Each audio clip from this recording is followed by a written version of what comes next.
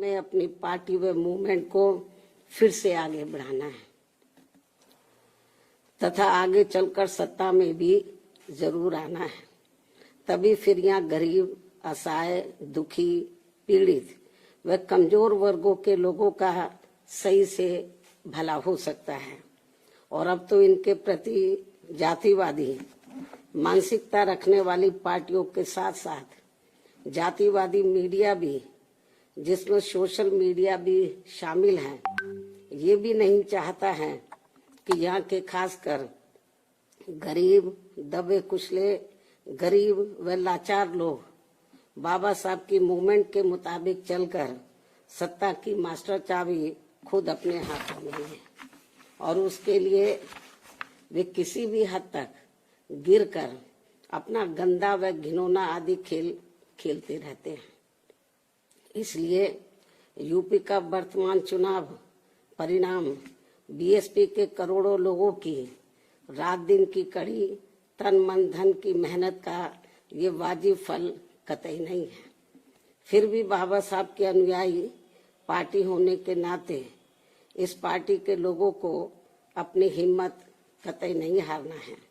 बल्कि पत्थर काट कर रास्ता बनाने का अपना प्रयास व संघर्ष हर हाल में आजीवन जारी रखना है।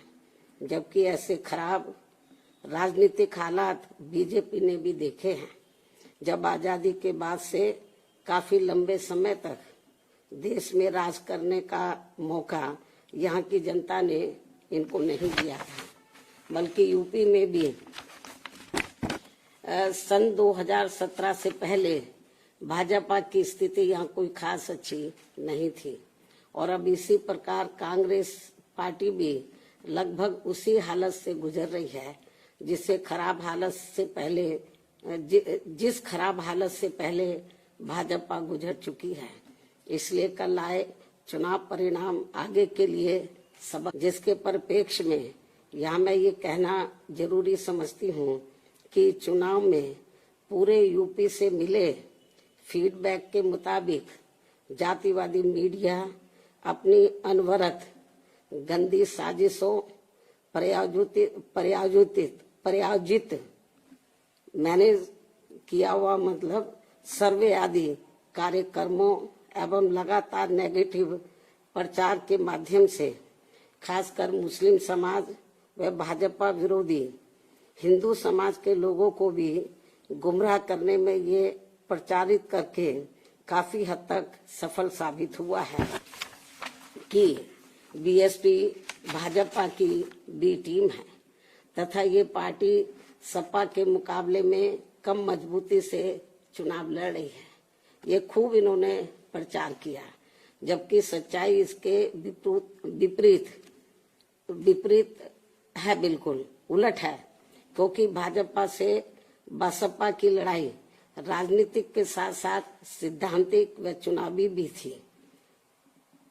लेकिन मीडिया द्वारा इस प्रकार के लगातार दुष्प्रचार आदि किए जाने के कारण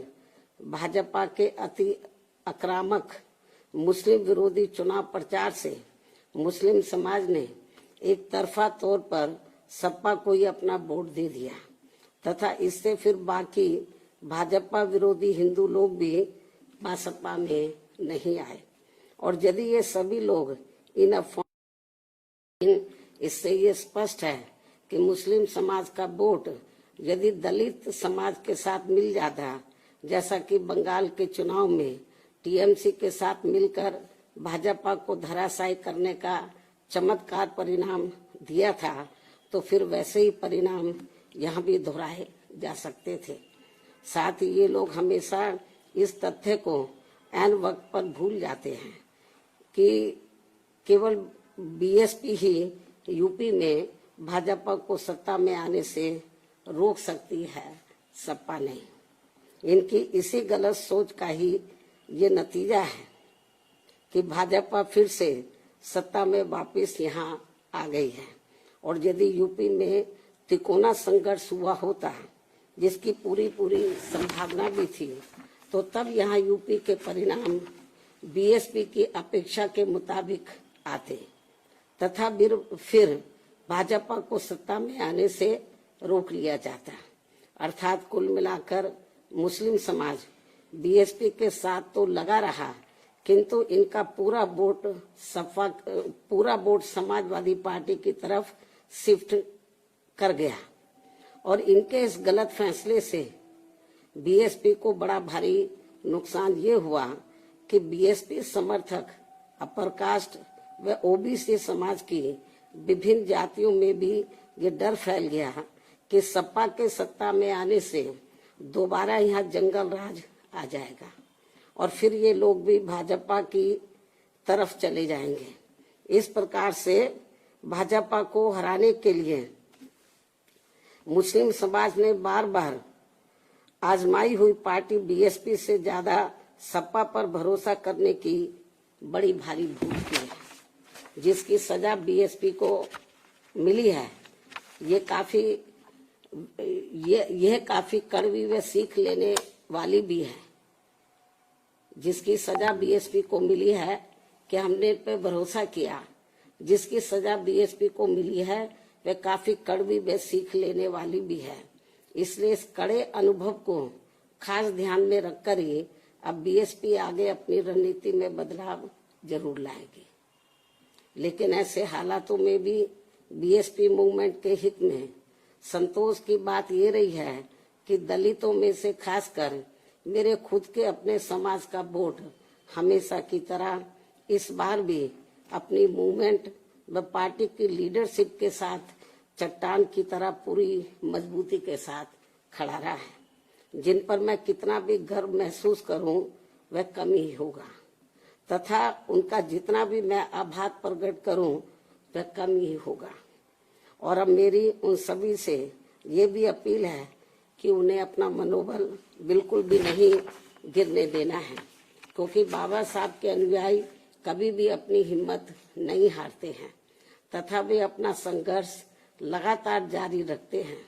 सफलता फिर एक दिन झक मारकर हमारे कदम जरूर चूमेगी। हमें बाबा साहब के कारवां को न रुकने देना है न झुकने देना है। साथ ही हमें ये भी मानकर चलना चाहिए कि अब बुरा वक्त खत्म होने वाला है, क्योंकि पूरा खून पसीना बहाने के बावजूद भी जो यूपी का इस बार परिणाम आया है तो उससे बुरा और क्या हो सकता है। अर्थात पार्टी के लोगों को निराश व हताश कतई नहीं होना है और अपने स्वाभिमान व मूवमेंट की सफलता के लिए पहले की तरह ही पूरे जी जान से पार्टी के कार्य में लगे रहना है। साथ ही इस बार यूपी में पार्टी की अपेक्षा के मुताबिक नतीजे नहीं आने को लेकर फिर से मैं उन्हें ये कहना चाहती हूँ, इस बार चुनाव में मुसलमानों का वोट एक तरफा सपा की ओर जाते देखकर दलित वर्ग में से मेरे खुद के समाज को छोड़कर बाकी सभी हिंदू समाज ने सपा के रहे गुंडा, माफिया, आतंकी व भ्रष्ट राज को याद करके तथा ये सोचकर कि कई हिंदुओं का वोट बंटने से सपा सत्ता में वापस न आ जाए, इसके डर से इन्होंने बीजेपी की नीतियों व कार्यशैली से दुखी व परेशान होते हुए भी अपना एक तरफा वोट बीजेपी को अंदर ट्रांसफर कर दिया, जिसने फिर बीएसपी को सन 1977 में कांग्रेस पार्टी की हुई स्थिति की तरह यहाँ चुनाव में लाकर खड़ा कर दिया है। हालांकि इसके बाद फिर अगले हुए चुनाव में कांग्रेस पार्टी पूर्व की तरह यूपी सहित देश के अन्य राज्यों में भी पुनः सत्ता में वापस आ गई थी। कहने का तात्पर्य ये है कि राजनीति में कभी कभी वर्तमान की तरह ऐसे उतार चढ़ाव भी आते हैं जिससे अपनी पार्टी के लोगों को भी दुखी होकर शांत बैठने की बजाय या इधर उधर भटकने की बजाय बल्कि ऐसी बदली हुई परिस्थितियों का भी मुकाबला करने के लिए अपनी वर्तमान रणनीति में परिवर्तन करके आगे बढ़ना होगा। और इसके लिए बाबा साहब के राजनीतिक जीवन संघर्ष व उनकी सोच को भी ध्यान में रखकर अपनी पार्टी के जनाधार को फिर से कैडर के जरिए आगे बढ़ाना है। साथ ही इस मामले में हमें ये भी याद रखकर आगे बढ़ना है कि कांग्रेस ने बाबा साहब को अपने रास्ते का रोड़ा मानकर इनको सीधे चुनाव में कामयाब नहीं होने दिया था, लेकिन उन्होंने इससे भी अपनी हिम्मत नहीं हारी थी और फिर यहाँ जातिवादी व्यवस्था के शिकार हुए लोगों को एकजुट व संगठित होकर उन्हें राजनीति में आगे आने की भी सलाह दी थी, ताकि फिर वे सत्ता के जरिए अपना खुद का विकास व उत्थान आदि कर सके, जैसा कि हमने यूपी में 4 बार करके दिखाया भी है। साथ ही उन्होंने उस समय कांग्रेस जैसे अन्य उन सभी जातिवादी पार्टियों से भी अलग रहने की भी सलाह दी थी, जिनकी जातिवादी सोच में कोई परिवर्तन नहीं आ रहा था। इसलिए इन सब बातों को ध्यान में रखकर अपनी पार्टी के लोगों को फिर से या अपनी पार्टी व मूवमेंट को आगे बढ़ाना है। इन्हीं जरूरी बातों के साथ ही अब मैं बीएसपी के सभी छोटे बड़े पदाधिकारियों, कार्यकर्ताओं एवं अनुयायियों के साथ साथ सर्व समाज के उन सभी लोगों का भी हृदय से आभार प्रकट करती हूँ, जिन्होंने बीएसपी को जिताने के लिए यहाँ रात दिन काफी कड़ी मेहनत की है तथा पूरे तन मन धन से भाजपा को हराने के लिए यहाँ लगे रहे हैं। साथ ही उत्तराखंड व पंजाब राज्य के भी पार्टी के अपने सभी छोटे बड़े पदाधिकारियों, कार्यकर्ताओं एवं अनुयायियों का भी मैं पूरे तय दिल से आभार प्रकट करती हूँ, जिन्होंने वहाँ पार्टी को कामयाब बनाने के लिए अपनी पूरी कोशिश की है। हालांकि इन राज्यों में भी हमें उम्मीद के मुताबिक सही सफलता नहीं मिली है, जिसका पार्टी को काफी दुख व चिंता भी है। वहाँ भी हम लोग वर्तमान जो राजनीतिक हालात चल रहे हैं, तो उसको ध्यान में रखकर हम लोग आगे की रणनीति बनाकर अपनी पार्टी और मूवमेंट को आगे बढ़ाएंगे। और अब मैं इन्हीं जरूरी बातों के साथ ही अब मैं अपनी बात यही समाप्त करती हूँ। धन्यवाद। जय भीम व जय भारत।